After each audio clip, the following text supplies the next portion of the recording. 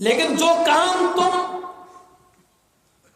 अपनी दोस्त, अपनी उस गर्लफ्रेंड के साथ करना चाहते हो, इस काम की मैं तुम्हें इजाजत देता हूं, जाओ ये काम पहले तुम अपनी मां के साथ करो।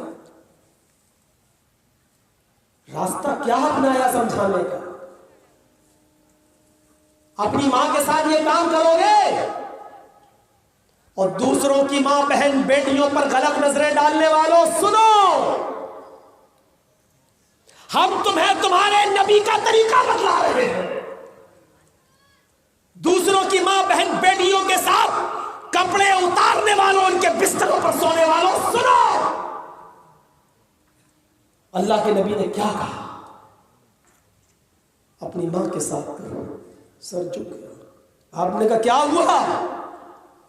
अल्लाह के रसूल, मां के साथ कौन कैसे करेगा? ये कहा। आपने कहा हाँ, कोई भी शरीफ इंसान अपनी मां के साथ ये काम नहीं कर सकता। अच्छा चलो, मां के साथ ना करो, छोड़ो, अपनी बहन के साथ करो।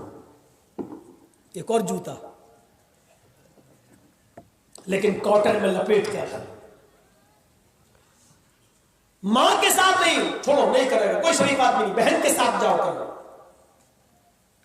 अब दूसरी बात कहने लगा, फिदा का अबी व उम्मी या रसूल अल्लाह, आए अल्लाह के नबी, मेरे मां बाप आपको कुर्बान, क्या कोई अपनी बहन के साथ ऐसा करेगा? आपने कहा ओ, कोई शरीफ आदमी अपनी बहन के साथ भी नहीं कर सकता। अच्छा ठीक है, अपनी बेटी के साथ? कहने लगा आप क्या बात कर रहे हैं अल्लाह के नबी, कोई अपनी बेटी के साथ नहीं कर सकता। आपने कहा कोई शरीफ आदमी नहीं कर सकता। इसके बाद आपने 3 नाम और लिए। अच्छा, मां के साथ नहीं, बहन के साथ नहीं, बेटी के साथ नहीं, अब तीनों नाम एक साथ लिए। अपनी चची के साथ कर ले, अपनी खाला के साथ कर ले, अपनी फूफी के साथ कर ले। वो चीख पड़ा अल्लाह के रसूल, इनके साथ भी नहीं किया जा सकता, मेरे माँ बाप आप पर कुर्बान। आपने कहा नौजवान,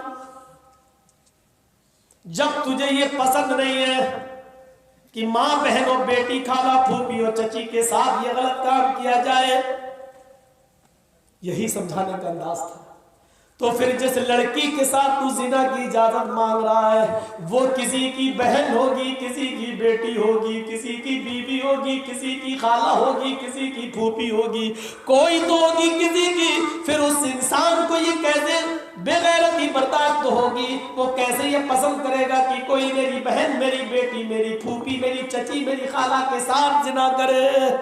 सर नीचे हो गया, कहने लगा अल्लाह के रसूल, मेरे लिए अल्लाह से दुआ कीजिए।